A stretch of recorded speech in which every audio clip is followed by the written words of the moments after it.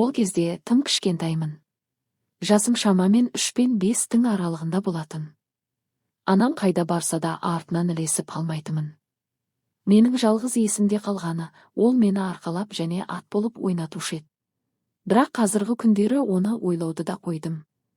Себебі ол мені мына жерге алып келді де бір жолада тастап кетті. Жоқ, енді мен ол туралы ойлауды мүлдем қоямын. Себебі ертеңнен бастап жаңа өмір басталады. Ертең мен 18-ге толамын, және бұл балалар үйінен бір жола кетемін. Кенет арттан тәрбиеші апай келіп қалды. Мұнда не істеп отырсың? Ертең туған күнімді қалай атап өтемін, соны ойластырып отырмын. Әй қара қыз, пысықсың, бұл заманда пысық болмасаң, аяққа тапталып жерде қаласың. Біз біраз әңгімелестік, ол кісі мені мұнда анам әкелгеннен осында жүр. Енді мені де бұл жерден шығарып салмақшы, содан мен бөлмеме барып, заттарымды реттеуге кірістім. Түнгі 23:49 шошып ояндым, бөлмемде жатырмын. Ой, ұйықтап қалыппын, мен апайлар мен достарымды демалыс бөлмесіне шақырған едім ғой. Туған күнім жай күн болып өтетін болды. Мен біраз заттар алып достарыммен қоштасып, шағын дастархан ұйымдастырамын деп ойлағанмын. Бірақ түк шықпады. Қайта орныма жайғастымда ұйқыға кеттім. Кенет шуылдар пайда болды. Есіктер ашылып жабылды. Көзімді ашсам айналам жап-жарық. О құдайым, осыдан 10 минут бұрын тып-тыныш еді ғой. Сыртта да құбылыстар орын алып жатыр. Терезеден салюттер мен Фатима туылған күнімен деп тұр. Қуанышымда шек болмады. Міне бұл күнде зулап өте шықты. Сыйлықтар алдым, 18-ге толсамда әлі бала сияқтымын. Балалар үйіндегі інілерім мен сіңілілерімді сағынатын болдым. Әрине қанымыз бір болмаса да бір үйдің баласындай болдық қой. Сабақты оқытты, киімімізде бүтін болды. Балалар үйіндегі тәрбиешілер барлығы айтқандай қатал емес. Бірақ қатал емес екен деп аналарымыз балаларын тастап кетпес екен. Мұнда келгеніме 13 жыл болды, зымыраған уақыттай десеңші. Таң атты. Мені шығарып салуға барлығы жиналып тұр. Сүйікті тәрбиеші апайым қолыма 40 000 теңге ұстатты. Қанша алмаймын десем де көндірді. Содан барлығымен жылап қоштасып Шымкент қаласына жол тарттым. Бұл қалаға келе жатқан себебім, анамның осында тұратынын естіген едім. Автобустамын. Жанымда бір сүйкімді жігіт отырды. Негізі менің жанымда адам бар еді. Ана апайдың жанына отырасың ба деп бір қарт кісіні нұсқады. Жыным келіп кетті, содан мен, кешіріңіз, мұнда мен бірінші келдім. Басқа жерге отырмаймын. Бос орын тауып алып өзіңіз сонда барыңыз дедім ашуланып. Ал ол болса бетіме қарап күліп жіберді. О құдайым-ай, мұндай адамды бірінші рет көруім, әрине. Балалар үйінен ешқайда шықпағанмын. Өмірде неше түрлі топастар бар деп ойлап қоямын өзімше. Бір уақытта әлгі жігіт бір келе жатқан орта жастағы әйелге: Анашым, мына апаның жанына отыра беріңіз, басқа бос жер жоқ деді. Мен мына жақтан. Анасы екен ғой. Ол естіп қоймады ма екен? Автобус жүргелі жатыр, ал мен болсам, ана жігітке байқамай қарап қоя берем. Ал ол болса күле береді. Жолдамыз, табиғатты тамашалап келемін. Ойға шомып кетіппін. Мен бірінші рет жалғыз жүрмін. Кенет жанымдағы жігіттің телефонына біреу қоңырау шалды. Қоңырауға қойған өлеңіне мен байқамай күліп жібердім. Арғы жақтан күлкімді естіп қойса керек, әлгі жігіт автобустамын, жанымда бір жолаушы отыр сол ғой деп айтып жатты. Білмеймін, әйтеуір жүрегім бір түрлі болып барады. Қызым екен. Жоқ әкесіме, жоқ мен не деп кеттім, қыздар сүйсе де, сүймесе де қызғана береді деген цитата есіме бірден түсті. Есім ауысқан адамға ұқсап тағы да күле бердім. Әрине, жай күлдім. Ұйықтап кетіппін. Жаман түс көрдім бе, шошып ояндым. Бір шамасы ұйықтап жатыр. Жанымдағы жігіт, ол да ұйқыда. Ойымда бір нәрсе тұр. Анамды жолықтырсам екен. Телефонымды алдымда интернет желісіне кіріп, тұрақты жатақхана немесе жалға үйлер іздестірдім. Бір уақытта әлгі жігіт: Қарындас, ВКонтактіде отырасыз ба деді. Күтпеген сұраққа мен жоқ деп жауап бердім. Расында әлі кіруді білмейтін едім. Одан артық ештеме демеді. Сірә таң қалды-ау, бір уақытта телефонымның фонында тұрған балапанды көріп: балапаня, мұндай қызды алғашқы рет көруім деді. Неге балапаня дейсіз? Жәй, ана екі балапаня әдемі екен. Рахмет дедім де үндеместен отыра бердім. Солай Шымкентке де жеттік. Алдымен жүктерімді вокзалға тастап жұмыс іздеуге көштім. Солай жүріп интернеттен жалға үйде тауып алдым. Нөмерге хабарластым. Таныс дауыс. Алло, сәлеметсіз бе, маған жалға үй керек еді. Мен жалғызбын. Алло, иә саламатсыз, сіз қазір 1 сағаттан соң Холс остановкасына келіңіз. Деп және толық мекенжайды айтып берді. Мен жүктерімді алдым да, ол жерді әрең тауып, 1 емес 2 сағатта барған шығармын. Так, 4-ші подъезд, 13-ші дом, таптым ау. Тук. Қазір. Телефоныма қарадым, расында балапаня, сендер әдемі екенсіңдер ғой. Балапан асырасам ба екен. Қайда кетті күтіп тұрмын, қазір деп жоғалып кеткені несі. Жұмыста таппадым. Туй бір енді не істеймін деп күмбірлеп тұрғанымда есік ашылды. Алдымнан бір әйел шықты. Жайдарлы ашық жүзі таныс. Қайдан көргенім есіме түспей тұр. Сәлеметсіз бе, апай. Мен жалға үй алуға хабарласқан едім. Мына нөмерге хабарласқанымда ол кісі осы мекенжайды берді дедім. Хабарласқан нөмерді нұсқап. Иә, төрешім квартирант қыз келет деген еді. Кіре ғой. Үйге кірдім. 4 бөлмелі, бөлмелері кең үй екен. Маған сол үйдің иесі. Қызым, бір ыңғайлы бөлменің өзіңе ал, айына 7 000. Келсемсің? Келсемін, апай, рахмет. Жарайды, олай болса киімдеріңді жайғастыр. Және бізбен бірге тамақтанасың, артық сөз керек емес қызым. Жарайды дедім, артық сөз айтпастан. Киімдерімді жайғастырып ас бөлмеге бардым. Ол кісі ас дайындап қойыпты. Қызым келе ғой, отыр. Жайыңды айта отыр. Атанан кім болып істейді? Қай жердің тумасысың? Руың қандай? Балалық шағың қалай өтіп еді? Сағынған шығарсың бала кезіңді, иә қалада, жаңа өмір қалай басталуда деп сұрақтарды жаудыра бастады. Мен негіз айтқанда, шыны керек балалық шаққа қайта оралғым келмейді. Негізі.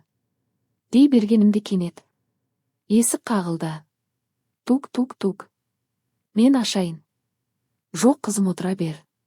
Есік ашылды. Ақтөрешім ау, кеткеніңе 3 сағат болды ғой. Қайда жүрсің? Кешірші анашым, келдім ғой енді. Пәтер іздеген қыз келді ме? Иә, балам. Жүре ғой. Ас бөлмеде. Біз тамақтанып жатырмыз, деп анасы оны ас бөлмеге алып келе жатты. Мен қарадым. Қарағаннан 2 бетім қызарып қатты ұялдым. Бірден таныдым. Ол автобустағы менің жанымдағы жолаушы болатын. Ол да таң қалыпты. Балапаня, бұл сенбісің? Иә. Қош келдің, жер дөңгелек иә. Қане автобуста бірде отырғанбыз, енді қазірде сенің жаныңа отырайын. Анасы, бәсе, жүзі таныс. Бұл қызды автобуста көрген екенмін ғой, деді де отырып шай құя бастады. Қызым, бағана не айтып жатыр едік, мына жүгірмек келді де сөзімізді бөліп тастады. Айта ғой, атанаңмен сөйлестің бе? Жаңа пәтерге келгеніңді айттың ба? Әпке, мен жетім қызбын. Екеуі де маған мұңлы көздермен қарап қалды. Қызым ау, бұл қалай? Мен оларға өткен өмірімді айтып бердім. Анасы көзіне жас алып мені біраз құшақтап отырды. Менің де әттең өкіріп жылағым келді. Бірақ оның еш мәні жоқ. Біраз әңгімелесіп отырып қалдық. Уақыт әбетке таяп қалыпты. Содан әпке, мен жұмысқа кетейін, бастығыма әбетте барамын деп айтып қойған едім. Кешке 19:00-де келемін. Біраз әңгіме дүкен құрыңдар. Ал жақсы деді де үйден шығып кетті. Содан мен жанымдағы жолаушымен біраз әңгімелестім. Айтпақшы, балапаня, сенің есімің кім? Фатима, ал сіздікі? Нешедесің? Мен бе? Мен 18-ге толдым. Қашан? Бүгін? Тойлайтын күн десеңші бүгін. Ал сіз нешедесіз? 23 темін. Қаласан кешке торт алып анам үшеуміз атап өтейік. Жоға, әуре болмаңыздар. Ешқандай әуресі жоқ. Аға, мен сыртқа шығып жұмыс қарастырып келейін.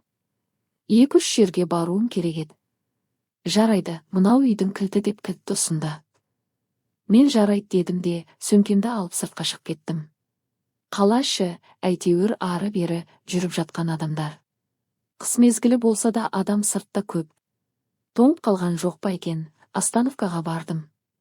Естігенім бойынша базарларда киім сатуға және тағы басқа істерге қолғабыс ететін адам керек көрінеді. Автонұратты базарды естіген едім. Жанымдағылардан ол жерге қай автобус баратынын білдім де, келе жатқан 40-шы номерлі автобусқа жайғастым. Шымкенттің ауа райы Алматыныкіндей емес. Бұл жерге қар да көп жаумайтын сияқты. Ауа райы қыста да жылы екен деп отырғанымда аспаннан аппақ ұлпалар жауа бастады. Автонұр бар ма? Бар. Дайындаламыз. Кондуктордың айтқанын естіп тұрып дайындалдым. Түстім, жаңа автобусқа отыра алдың, күн жылы еді. Ал қазір қар тоқтамастан жауып, ызғырық аяз пайда болды. Расында Шымкент таң қалдырарлық қала екен. Базардың ішін біраз аралап, жұмыскердің керек пе деп сұрап жүрмін. Бір әпке отыр екен. Өзі үлкендеу. Жанына бардым да. Әпке, жұмыс іздеп жүредім, күніне 5-10 тиын болса да табуым керек. Сізге қолғабыс жасайтын қыз керек емес пе? Айналайын қызым, жақсы келдің. Бізде осы 10 күндей тауарлар көп келеді. Сен соны реттестіресің. Таңертең 9:00-ден 11:00-ге дейін. Қолыңа күнне 700 теңге ұстатамын. Ой, иә, жақсы болды. Ертеңнен бастап келе берейін бе? Иә, қызым. Таңертең 9:00-де. Иә, жарайды. Айтпақшы, тек 10 күн ғана ма? Одан соң басқа жұмыстарда шығады ғой. Уайымдама қызым. Жанымда көмекшім боласың одан соң. Рахмет әпке, номеріңізді жазып алайын. Базардан шықтым. Көңіл күйім тамаша. Әпкенің номерін алдымда телефоныма сақтап қойдым. Енді осы жүрісімен тез үйге қайтайын. Сағат 19:00 болып қалды. Әпкемде жұмыстан келіп қалған шығар. Үйге жеттім. Есікті кілтіммен ашпақшы болдым. Бірақ сәйкес келмейді. Тоқылдаттым, ешкім ашпайды. Аға, әпкеге ашыңыздаршы, үйдесіздер ме? Ешкім ашпады, шықтым. Орындықта отырмын. Ақтөре ағаға хабарласайыншы, бағанадан бері не үшін ойыма келмеген. Алло, аға, қайдасыз? Балапаня, ренжімеші, бағана саған басқа кілтті беріп жіберіппін. Біз анам екеуміз келе жатырмыз. Жұмысына бағана барған едім. Күте тұр, жарайма, тоңып қалма. Жарайды, сағат 19:45. Тоңып отырмын. Қарнымда ашып кетті. Неге кешігіп жатыр? Қайта хабарласайын десем ұялып отырмын. Уақыт өтіп жатыр. Сағат 20:00, аспанда жұлдыздар көп екен. Ертеңгі күн жылы болады-ау, тіпті көп екені сонша, аспан жылтырап тұр әдемі, бірақ күн аяз. Сағат 20:15. Қатты тоңып барамын. Көзім қарауытып барады. Құлап қалатын сияқтымын. 20:30 оларды көріп тұрмын. Уфа, ақыры келді-ау, қызым, тоңып қалған шығарсың. Тез ішке кірейік, төреш балам, есікті тез аша қой. Подъездге кіріп 3-ші қабатқа көтеріліп барамын. Ауырып тұрған сияқтымын. Ішке кірдік. Әпкем мен ағам торт және тағы басқа нәрселер әкеліпті.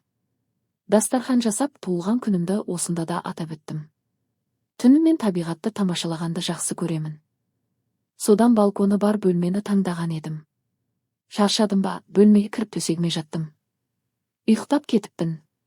Кенет бүйрегім ауырып, ұйқымды қашырып жіберді. Бұрын мұндай болмаған еді. Қорықтым, әрең сүйретіліп балконға шықтым. Аспанда әлі де жұлдыздар көп, көздің жауын алады. О құдайым, бүйрегім қатты ауырып барады. Аспаннан жұлдыз ақты. Түнгі табиғатты тамашалап ауруым сәл басылып қалғандай болды. Жұлдыздар көп сияқты еді, әлде барлығы жерге домалап түсті ме? Анамды тағы да сағынудамын. Оны базардан ба, көшеден бе көріп қалсам екен, оны құшақтап жібермейтін едім. Өзім оқымасам оқымай-ақ қояйын, жұмыс істеп, анамның 2 аяғын жылы суға малып отырғым келеді. Армандары көп қой. Мен қайта орныма жаттым.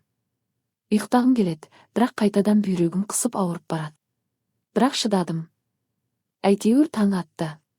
Қызым, Фатимаш. Тұрдың ба? Келе ғой, тамақтанамыз. Тұрдым, әпке, бара жатырмын, тамақтанып отырмыз. Қызым, көзіңнің асты көгеріп кеткен бе?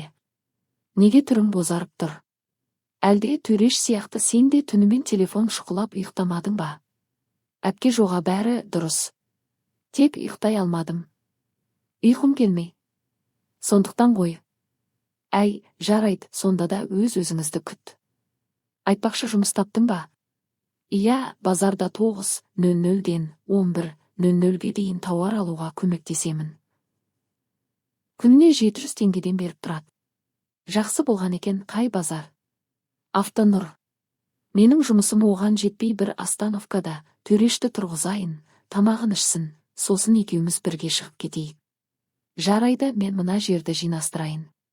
Ақтөреш, балам, тұра ғой. Біз жұмысқа шығып барамыз. Жарайды, анашым, деді. Ұйқысынан ояна алмай біз шығып барамыз. Кешегідей 40-шы номерлі автобусқа міндік. Жолдан әпкем түсіп қалды. Мен де базарға жеттім.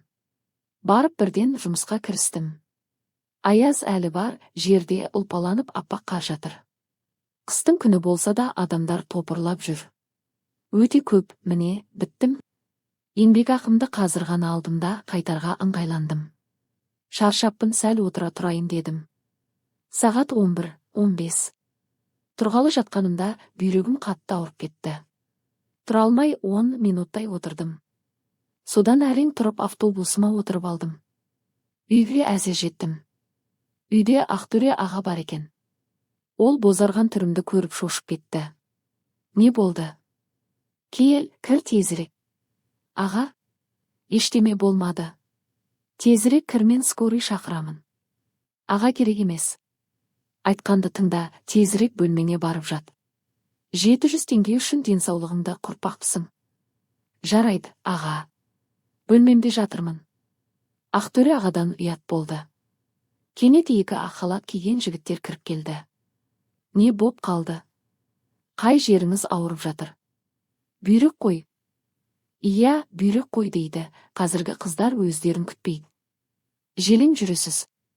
Сыртта көп уақыт болып қалғансыз, содан ғой. Ішімнен мына кісі балшы ғой деп қоям.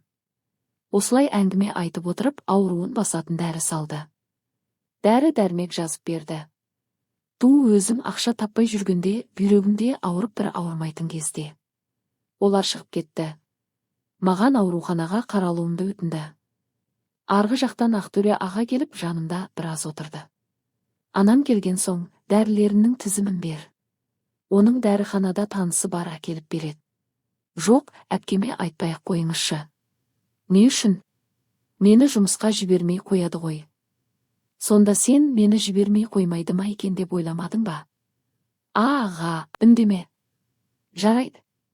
Тұрайын, қарныңыз ашқан шығар. Азанда да ішпегенсіз, ау, азанғы жинап кеткенімнен әлі тұр. Түнде ерте ұйықтамайсыз ба, сонда ерте тұрасыз. Жоқ, жат, демалуым керек, мен жеңгеңді ұйықтатып барып ұйықтаймын ғой.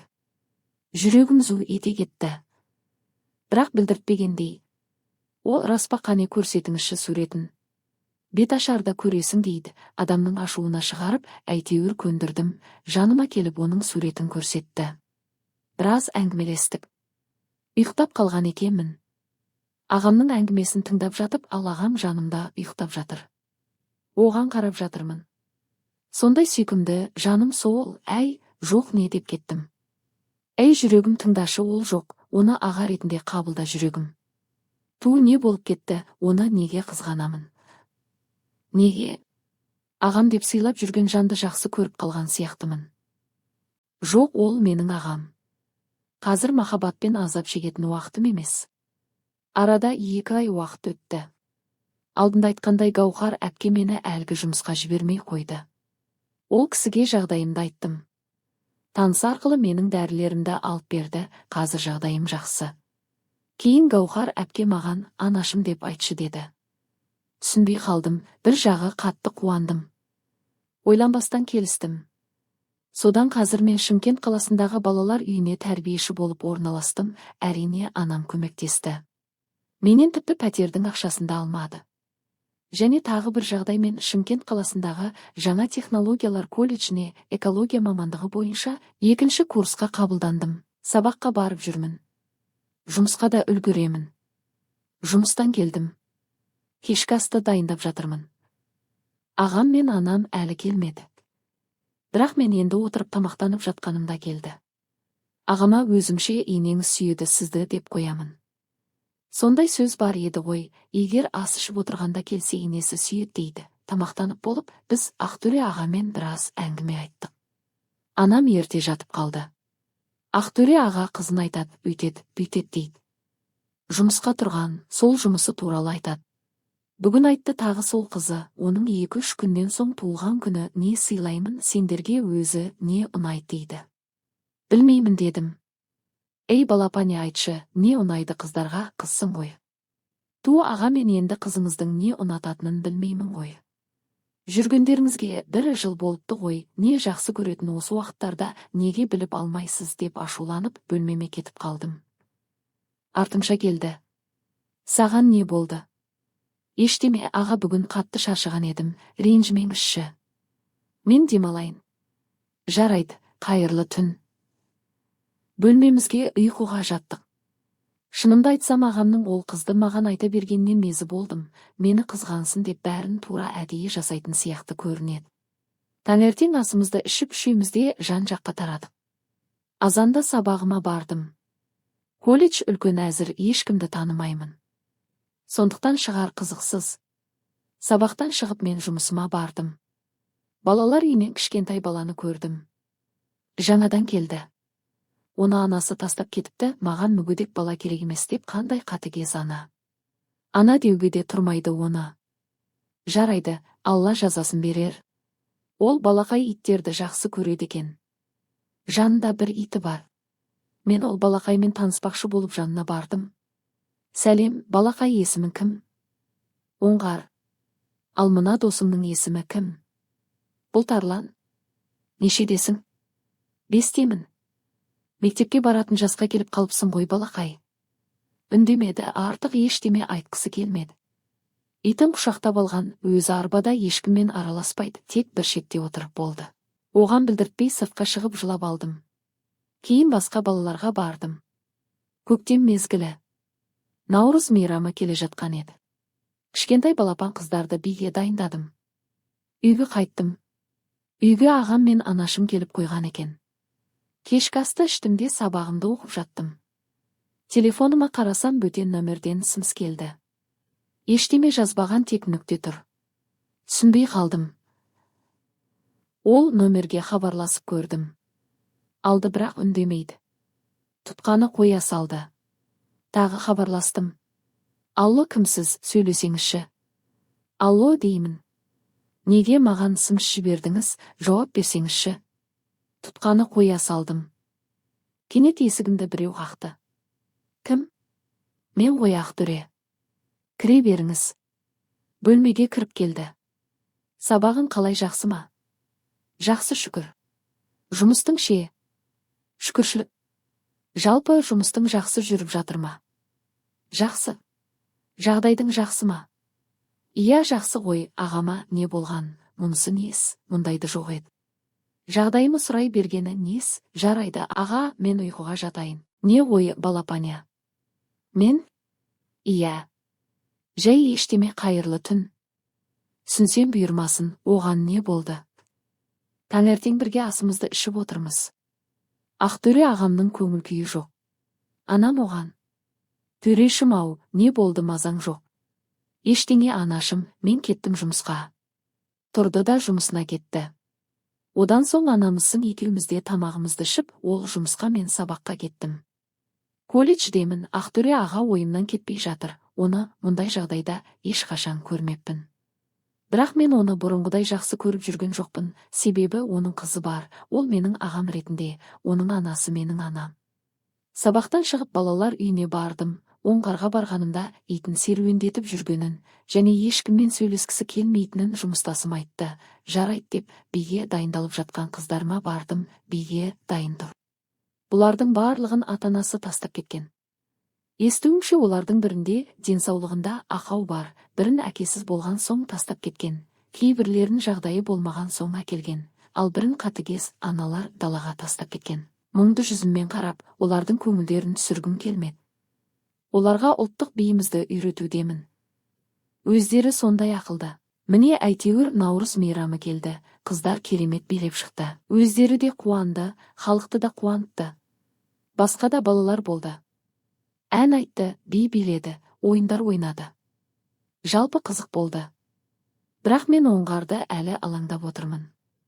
Ол еш нәрсеге қатыспайды. Баяғыша бір шетте досымен отырады. Үйге келдім. Ақтөре ағаның әлі де мазасыз. Анам оны уайымдап жүр. Кенет кешкі ас ішіп болған соң мені балконға шақырды, онда біраз әңгімелесіп тұрдық. Балапаня, қыздардың бәрі сен сияқты болса ғой. Неге? Менің қызым бар деп едім ғой, есіңде ме? Иә, есімде. Ол мені алдап кетті. Қатты соққы болды өміріме. Жүрегіме. Қалай болушы еді? Кете барды ғой басқамен. Өкінішті. Сен білесің бе, балапаня? Сондай сүйкімдісің.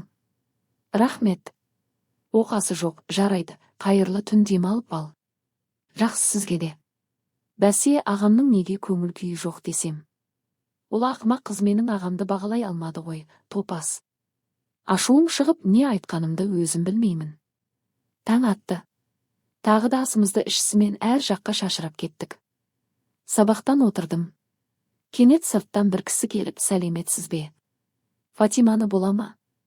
Иә, әрине. Фатима сені шақырып жатыр, бара ғой. Мен бе? Я, шықтым. Ол кісі маған біраз қарап тұрды. Өзі қап-қара хиджаб киіп алған. Тек беті мен қолы көрінеді. Қызым, қалайсың?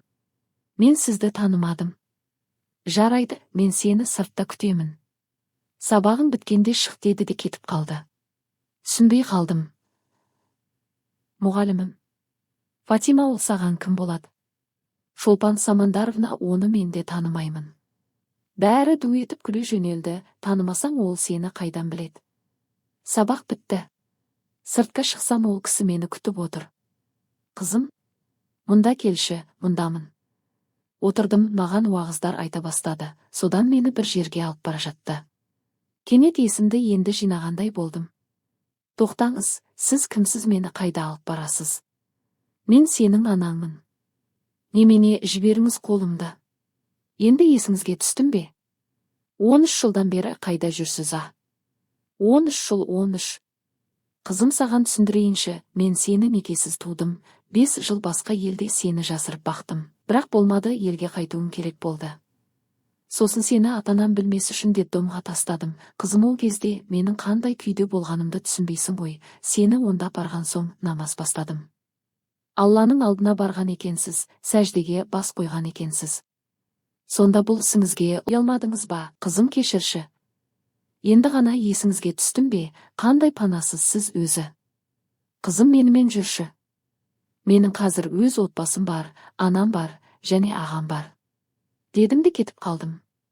Үйге барып ойландым. Ол мені қалай тауып алып жүр? Сәждеге бас қойған екен. Неге ондай іске барды? Мені қайта алып кетсе болады ғой. Таң қалғаным, ол неге сонша қап-қара болып киініп алған?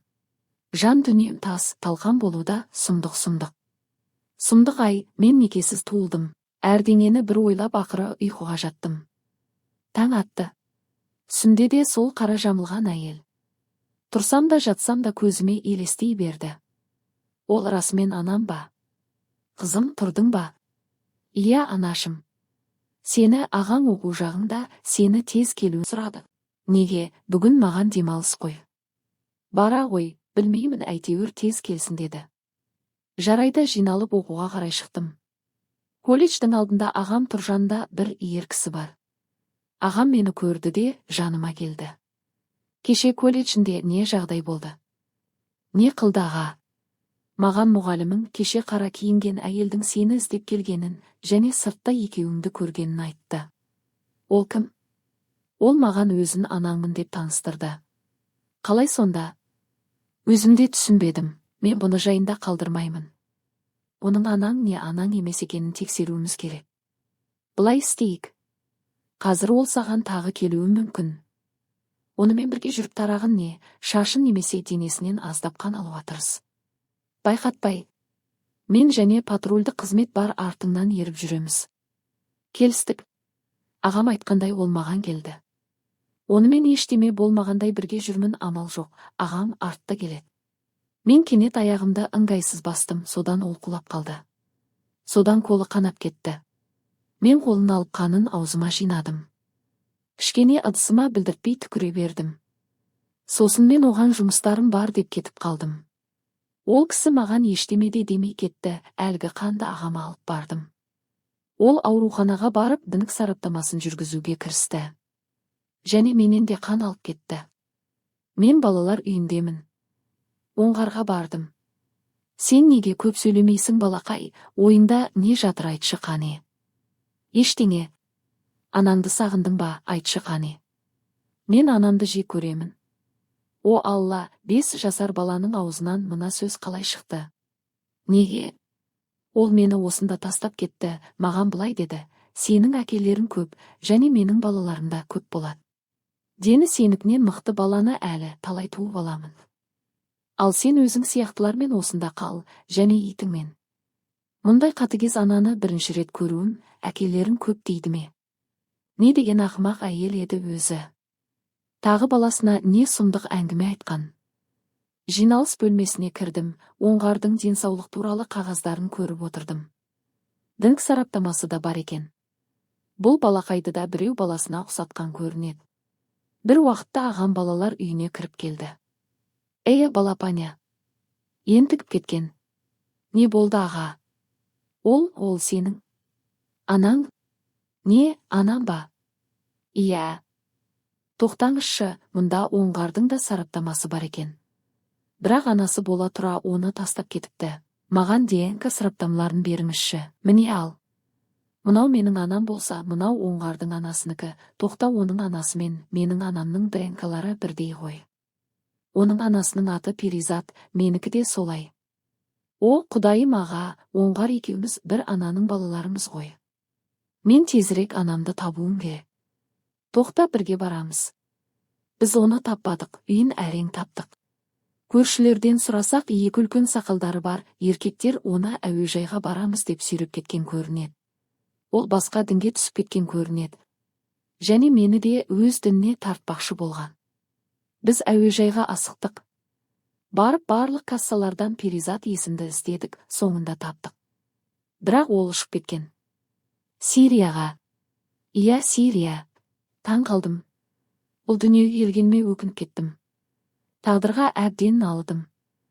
Жыладым, ашуландым, әуежайдың кассаның дәл алдында отырып алып өкіріп жыладым. Ағам жұбатуға тырысты, бірақ мен ол кезде қатты жаман күйде болдым. Әйтеуір ашуымды шығарып үйге қайттым.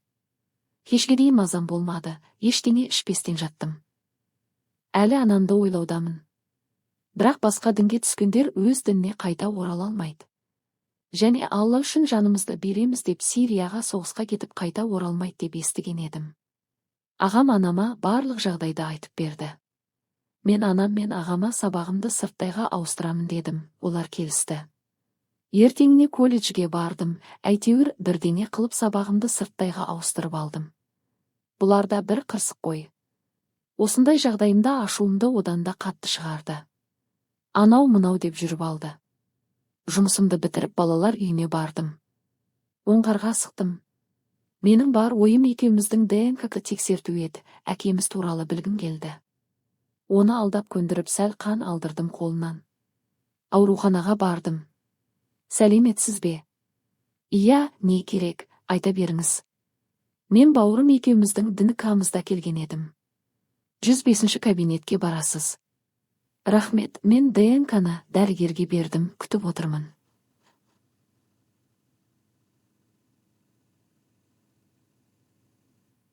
Кенет шықты, кіріңіз. Иә, сараптама қалай, біздің қанымыз екі бөлек пе әлде? Ханым, сіздер бір әкеден, бір анадансыздар. Қуанып кеттім, себебі ол менің туған бауырым. Бұл жағдайда анам мен ағам айттым. Олар оны емдетеміз деді. Және оны анам туған ұл ретінде қабылдайтынын айтты. Кешкісін ағам екеуміз сөйлесіп отырдық. Балапаня, білесің бе, анам неге бала асырап алғанды жақсы көреді? Иә, расында неге? Себебі анам менен кейін тумаған, сосын әкем сен маған керек емессің, бір баламен шектеліп қалдық деп анамды тастап кеткен. Содан соң анам бедеулікке душар болғаннан бала асырап алғысы келген еді. Жақсы болды, қайта енді анамның ұлдары да қызы да бар. Және біздің анамыз бар. Мен бұлай деп ойламадым. Сосын балапаня. Иә. Енді бізге әке керек деді күліп. Туу аға сізде, екеуміз тоқтамастан күлдік. Таңертең көңіл күйіміз болмағанымен қазір көңіл күй керемет. Шексілем қатып күліп тұрғанымда ағам менің бетімнен сүйіп алды. Ой, не болды? Сіз бетімді? Иә сүйдім, онда тұрған не бар? Сен менің қарындасымсың ғой деп отырды да құшақтап алды. Көзім шарасына шыққалы тұр. Содан соң ол ештеңе деместен тұрды да кетіп қалды. Ағамның бұл ісіне түсіне алар емеспін. Ағамды ойлап, оны жақсы көріп жүрген күндерім есіме түсіп кетті. Ұйықтай алмай бұл жайды ойлап тағы да дөңбекшіп шықтым түнімен. Таң атты. Қызым, балалар үйіне барамыз, тезірек жинал. Не болып қалды анашым? Оңғарға не болды?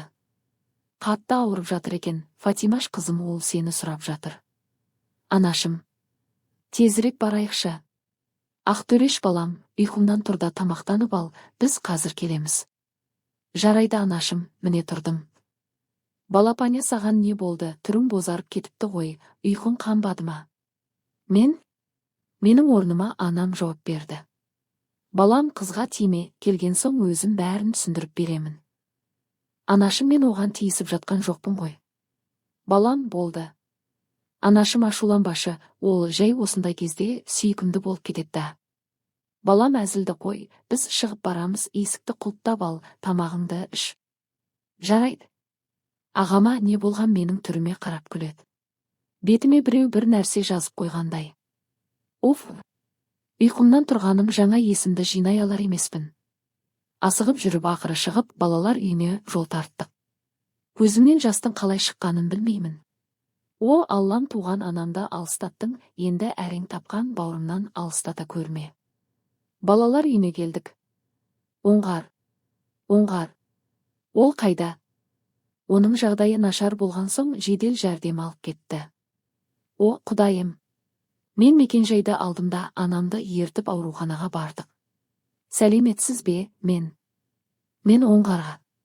Асықпаңыз ханым, фамилиясы қандай? Алдабергенов. Өтініш тезірек. Ханым, оны операцияға дайындап жатыр. Не? Қай жерде? Қай бөлме? 3-ші этаж, жан сақтау бөлімі. Не, жан сақтау бөлімі ме? Анашым, тезірек мен Оңғарды көруім керек. Анам екеуміз екі жақтан көз жасымыз көл болып жылап жүрміз. Әлгі жерге бардық, анадай жерде Оңғар жатыр. Дәрігер, ініме кіріп шығайыншы, бір-ақ минут. Дәрігер, түсініңізші, бір-ақ минут. Ханым, болмайды. Дәрігер, оны неше жылдан бері енді көріп тұрмын. Бауырымның барын бір-ақ апта болды білгеніме. Жанында сәл отырайыншы, ағатай аужалынайын, аяғына жығылайын, көрейінші бауырымды аға. Жарайды қызым, бұның не, орныңнан тұр, кіре ғой, бірақ абайла, аз ғана уақытқа кір, көп бөгелме. Жарайды, рахмет дәрігер. Шек ала сұрып кірдім, оған не болғанын сұрамаппында, жүзі сұрғылданып, өңі бозарып кеткен. Жүзі аппақ. Оған қарап қорқып кеттім. Жаным, інім-ау, саған не болды? Мені тастап кетпекшісің бе? Сенің әпкеңмін мен, Оңғарым, інім, бауырым, бұл әпкең, сенің әпкең бар. Ояншы құлыным. Мен сені жақсы көрем, бауырым-ау, ояншы. Бауырымның сипаты өте сұлу еді, көздері үлкен домалақ, кірпіктері ұзын. Сондай сүйкімді еді. Ол маған қарағанда қуанатын едім. Себебі ол адамның жүзіне көбінесе тіке қарамайды. Екі көзі досы Тарланға не жерге қарайтын. Тарланда жерде оны сағынып оянғанын күтіп қыңсылап жатыр. Қызым, жүр, саған Оңғар туралы айтуымыз керек, дәрігер шақырып жатыр. Оған не болған екен анашым? Жүр, барған соң айтамыз. Апыл-ғұпыл шықтым. Басым айналып тұр. Анам мені ұстап дәрігердің кабинетіне алып келе жатыр. Кіріңіздер. Дәрігер, бұл біз. Иә, ханым. Отырыңыздар. Дәрігер, айтыңызшы, бауырыма не болды? Оңғар оған. Дәрігер, жаным қиналып барады, айтыңызшы енді, бауырыма не болды? Ханым, тек сабыр сақтаңыз, тезірек айтыңызшы. Былай, ханымдар, баланың асқазаны ауырады, содан бағана есінен танып қалған. Және дұрыстап тамақтанбаған. Температурасы қалыпты. Жан сақтау бөлмесіне апарған себебіміз. Иә, не үшін онда апардыңыздар? Кенет қатты дауыстан шошып кеттік. Айналада жасыл, қызыл, сары газбен үрілген шарлар көп болып ұшып жүр. Ал қатты дауыс ол ішкі салют, яғни ішінде түрлі түсті қағаздары бар салют. Айналада ештеме көрінер емес. Бұл не тосынсый, бауырым шошып қалатын болды ғой, ол оянбады ма екен деп ойлап қоямын. Бір уақытта қағаздар жерге түсіп, шарлар кабинеттің төбесінде тұрды. Өз көзіме өзім сене алар емеспін. Алдымызда Ақтөре ағам мен Оңғар екеуі тұр. Бұл не болғаны? Ақтөре, балапане қалай ұнады ма? Ұнағаны несі? Оңғар, қашан оянғансың? Жағдайдың қалай бұлай болмайды? Жүр орныңа жат. Әй, балапане, Оңғарда бәрі жақсы, сенің кешелі бері көңіл күйің түсіп жүрген соң қуантайық дедік. Немене қуантқаны, несі тағы, осылай да болады ма екен? Мен қатты уайымдадым ғой. Сендердің өзі дендерің сау ма? Әзірге сау. Аға, мені келемеждеп тұрсыз ба? Жоға, қазір бірдеме болады. Не болады? Қазір анамыз ауырып қалады. Ауырғаны нес, анама ештеме де болма. Анашым, сізге не болды? Апатай, ояншы. Ағам мен Оңғарға қарасам күліп тұр. Сендер неге күлесіңдер? Дәрігер, анама қараңызшы, ол ауырып қалды ғой, есінен танып қалды, көмектесеңізші. Дәрігер де күліп тұр, ал мен болсам жылап анама қарасам, анам көзін ашып күліп жіберді. Мен ашуым келіп сыртқа шығып кеттім де орталық саябақта біраз отырдым. Кенет біреу иығымнан түртеді, қарасам қап, қара мата бетіне жауып алған, шыңғырып жібердім. Сөйтсем мені жынды қылып тұрған әлгі сол баяғы Ақтөре ағам. Екеуміз саябақта отырмыз. Аға, сіздің басыңызда ақау бар. Ал сенің ішіңде ақау бар. Неге? Себебі сен тамақ жей бересің, қайда кетіп жатқанын білмейсің. Жей бересің әйтеуір. Аға, сіз не деп тұрсыз? Екі бетімен ысып қызарып кетті. Бодда қызармаш, енді ойнап жатырмын ғой, балапаня. Ренжідім сізге. Сақауға ұқсамай дұрыстап сөйлесейші. Дұрыстап сөйле дейдім. Жыным келді, бетіне қарадым да, ренжідім дедім. Молодец, енді мына сөзді үйрен. Аға, сіз мені мазақ қып тұрсыз ба? Мазақ қып емес, мазақ қылып деп айт. Ту! Аға, қайтайықшы. Қайта бер. Анам мен Оңғар қайда? Балалар үйіне кетті, Оңғарды анам бүгін үйге алып кетпекші. Рас па, ураға? Секірме, көйлегің ашылып кетеді. Ту, аға, кеттік үйге, қазір Оңғар келеді, үйді сәндеп қоялықта. Жай сүйремесей, бара аламын ғой өзім. Аға, сіз жай жүресіз, сондықтан жүріңіз, сүйреймін. Ойнап күліп үйге қайттық, ағам мені мазақ қыла береді. Үйге шарлар қойып, әдемілеп тамақ істеп, торт алып, әдемілеп дастархан жайып қойдық. Есік қағылды, ашсақ анам мен Оңғар. Кіріңіздер. Қызым-ау, сен қашан келіп қойғансың? Бағанаға. Әпке, жаным-ау, айта ғой. Мен сізді жақсы көремін, ауруханада жатқанда, менің жанымда жылап айтқандарыңызды естідім. Сізді жақсы көрем, әпке, және мына ағаңда. Мен де жақсы көрем, балақайым. Жә, жетер, енді кеттік, ас бөлмеге менің торт жегім кеп жатыр.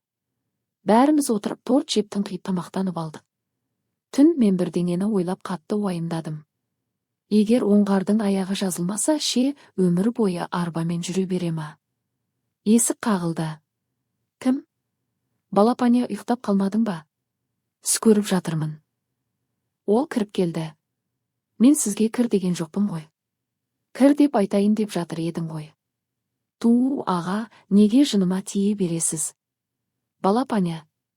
Ау, сені сағынатын болдым ғой. Ештеңе, балапане. Ау, Мен сені жақсы көрем ғой. Мен де ғой.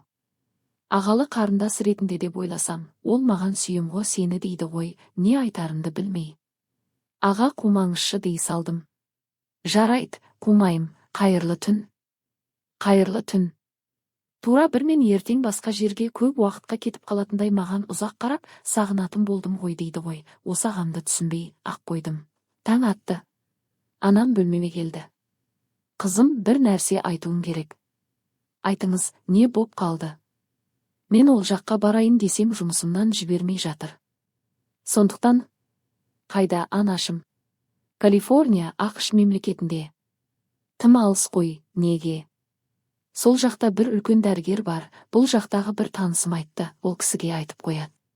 Оңғарды 6 ай емдейді, яғни жарты жыл. Тым көп уақыт қой. Я қызым, көп уақыт, сондықтан жолға қазір шығуларың керек. Әуежайдамыз, анам ағам екеуі оңғар екеумізді шығарып салуға келді. Анам шыдамай жылап жіберді.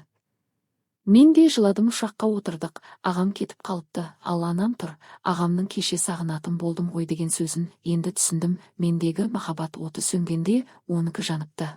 Ұшақтамыз, оңғар ұйықтап қалды. Тарлан аяқ жағымызда, оның кіргенін ешкім байқамай қалды. Мен оны уайымдап жатырмын. Сағаттар өтіп жатыр. Әйтеуір елімізден жырақтап Калифорния қаласына келдік. Бізді анамның танысы күтіп алды. Ол да осы жақта тұрады екен. Маған ол туралы ештеме айтпаған анам. Ол ұзын әдеміше келген, сымбатты жас жігіт. Түсінбей тұрып қалдым.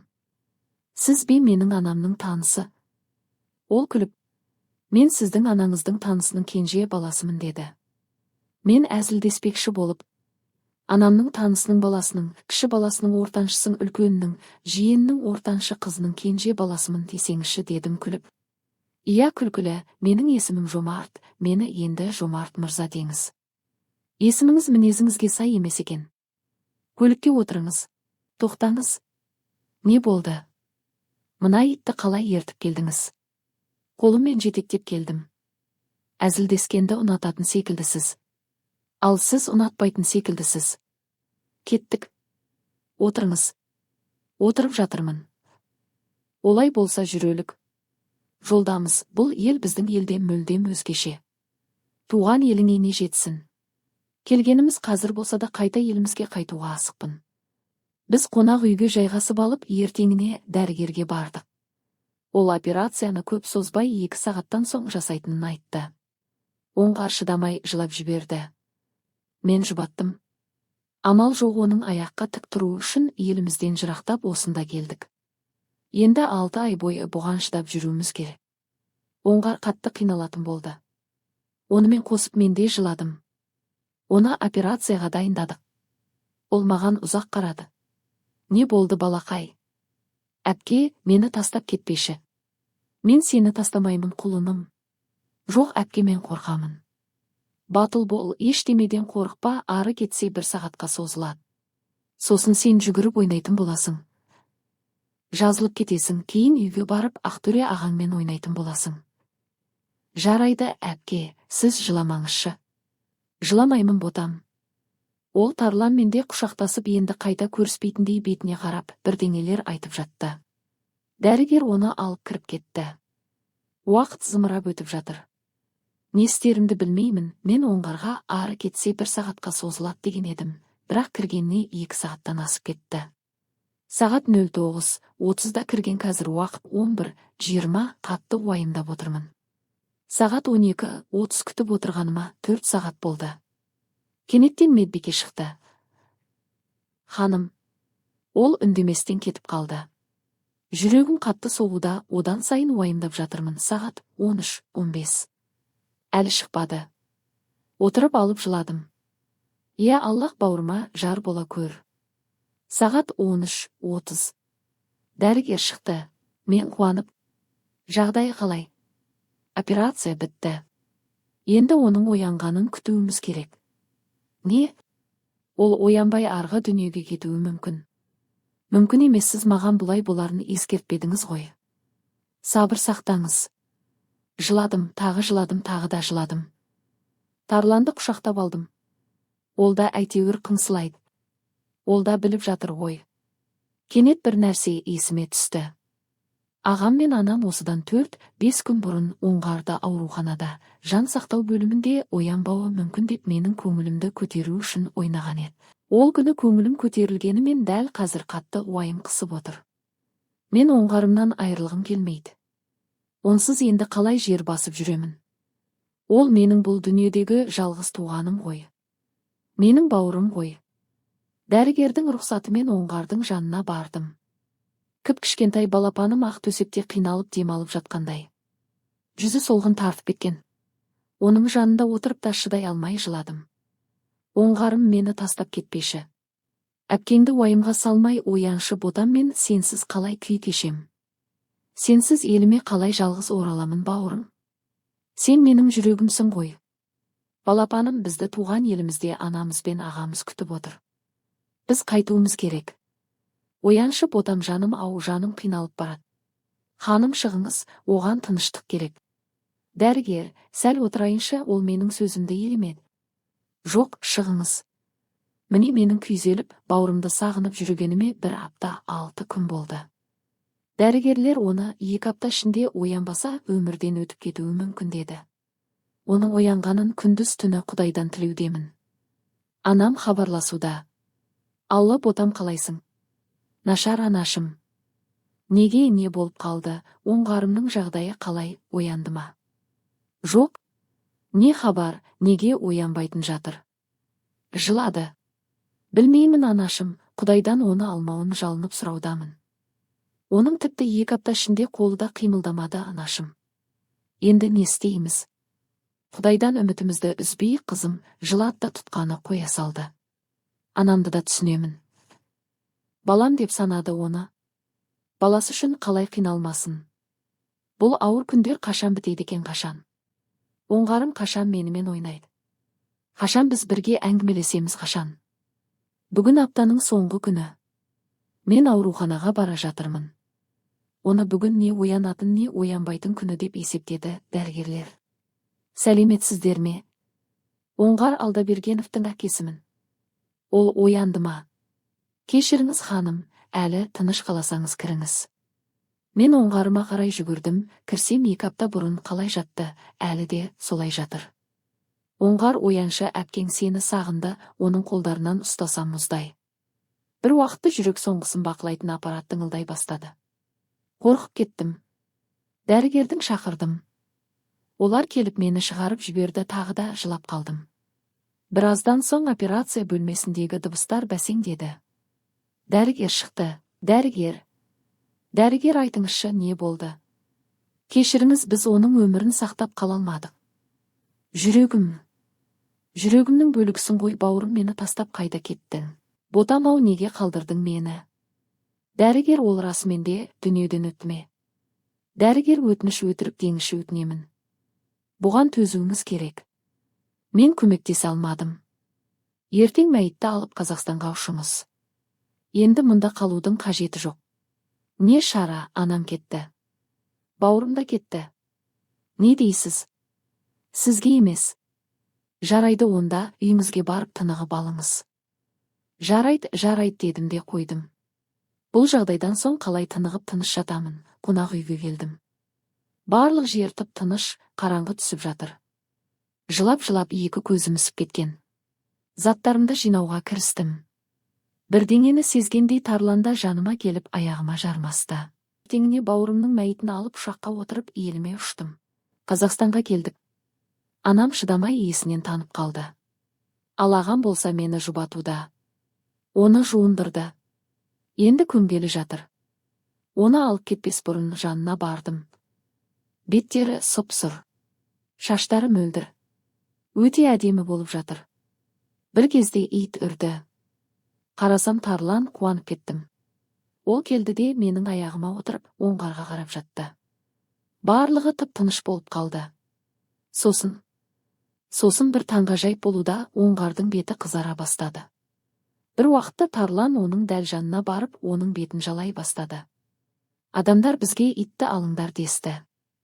Бірақ мен тиіспеулерін және күтулерін өтіндім.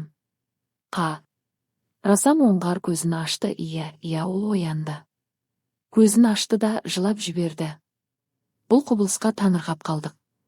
Оны дереу ауруханаға апардық. Тіпті оның еш жері ауырмайды. Аяғында қозғалтады. Қатты қуандым. Бұл да бір Құдайдың құдіреті, Аллахыма сан мың алғыс. Одан кейін не болғанын сұрап көрдім. Ол айтты, мен бір аппақ жерде Тарланмен бірге жүрдім, кенет бір аппақ киімдегі қанаты бар адам келді.